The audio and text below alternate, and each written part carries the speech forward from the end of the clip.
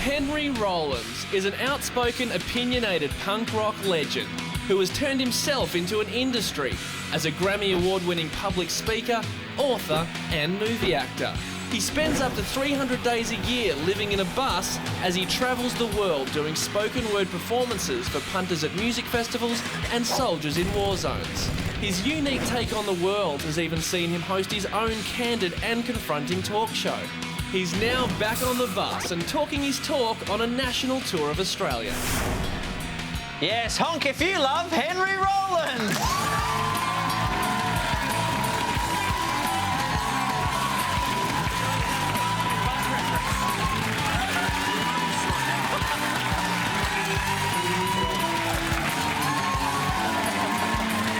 Wow, in every possible way. Oh my God. Now that's a gun. I'm talking about Reeves before. He's nothing. That's going on. Oh, I thought I was going to cut myself. Now, is this like some weird reunion for you guys? Because I saw you catching up backstage. You've starred together in films before, haven't you? Yeah, I worked with Keanu many years ago in a film, Johnny Mnemonic, in Toronto, Canada in 1994. And then I saw Keanu just a few years ago at one of my shows in LA. Good guy. It's nice to see him again. So what do you normally get cast in a film? I get little tiny parts where I usually get killed. Oh, really? Did you get killed in Johnny Mnemonic? Yeah, I did, by Dolph Lundgren. Whoa! Yeah. He-Man, Ivan Drago himself. It sucked. Yeah, I tried to be nice to him. He would never be nice to me. And in one scene, I blocked low, he punched high, and he cracked me upside the head and gave me this amazing black eye. And he said, "Don't worry, you're tough."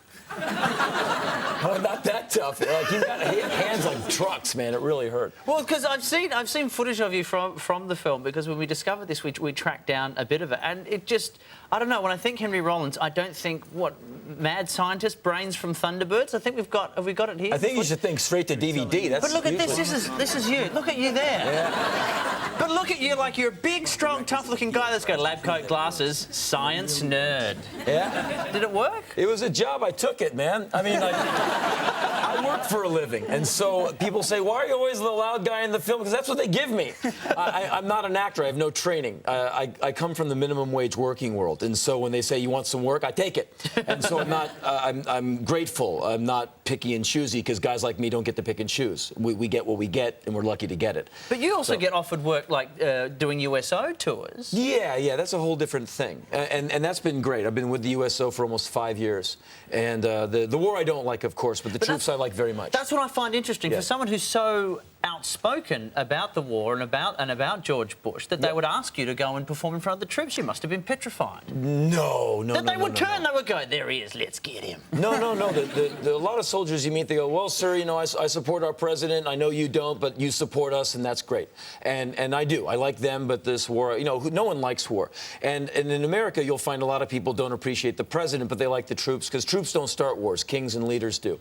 And so everyone likes the troops. We just don't like this thing they're stuck in. We want them to come home. And so I've been to like Iraq and in Kuwait and Afghanistan and Djibouti and South Korea, Egypt, Turkey, all over the world.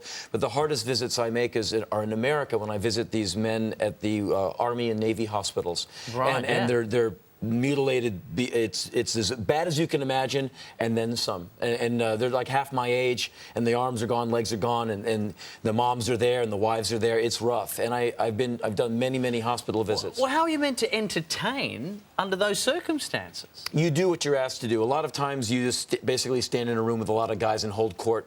You know, they ask you questions. "Sir, what was it like being in that movie? What was it like, you know, I love your album." You know, Do they roll out Johnny Mnemonic footage? Is that it? No, it's just whatever. And you basically hold forth and sign photos or whatever. At the hospitals, it's like 7 minutes per patient, because they're trying to get as much out of you as possible, room to room to room to room.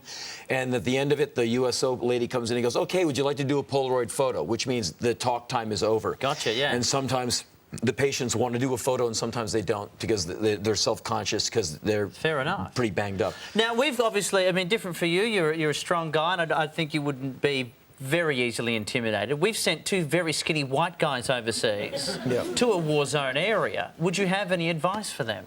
Yeah, do what you're told. As far as like, if you're told to like, don't go over there. You know what I mean? You know, because these guys know the lay of the land, and if they're going to be anywhere where it's hot, the bad guys aren't kidding around, and so they should do what they're told. When I was in Baghdad, it was very, very grim. You know, like no one smiled. Like, sir, we need you to get in there. Well, can I go over there? Sir, we really need you to get over here right now. And here's where the bug-out bunkers are, and if things start happening, we want you to go that way. And they're dead serious. Because, you know, it is life and death there. And so it was a weird week. I was there for about a week. I was in a mortar attack at one point.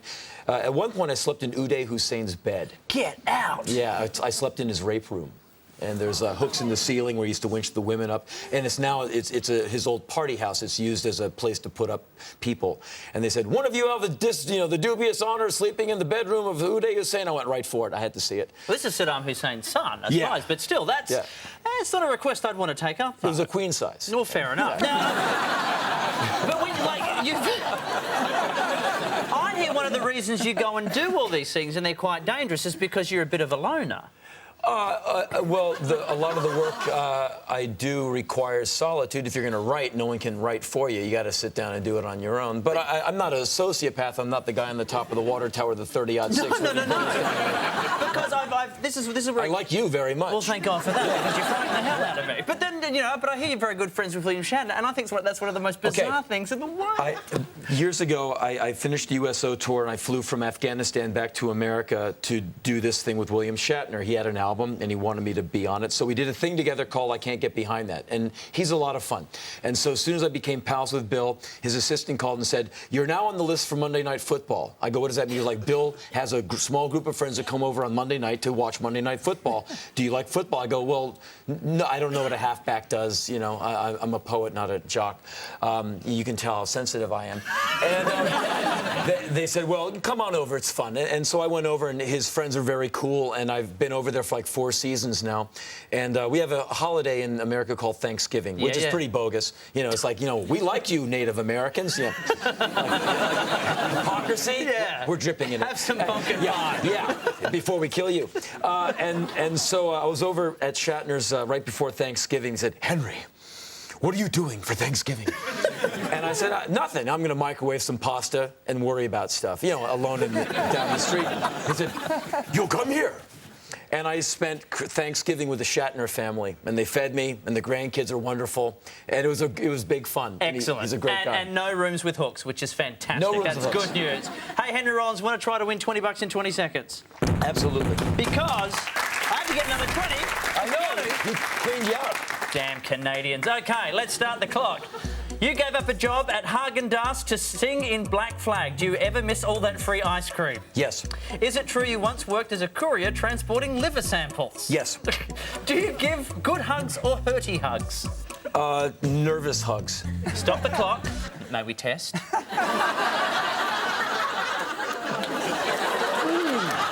all about keeping the groin away. That's it. Start the clock. You once said you need insanity to do great things. How insane are you? I'm here with you. What was the last thing you bought on eBay? A record. Is there anything you wouldn't take on? Anyone you wouldn't take on in a fight? Yeah, like a lot of people. Anyone in particular? Well, yeah, soldiers, cops. Weapons. With weapons. Karl Rove. Let's see, Dick Cheney.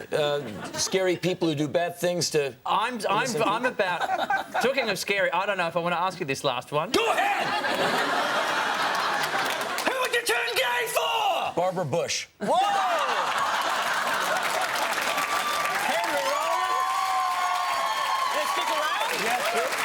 He's going to stick around. The DVD is out now of the Henry Rollins Show, and Henry is on his spoken word tour around the country. You can grab him also on our website or our details if you'd like to see the man live in the flesh. Henry Rollins, thank you very much. We'll be right back.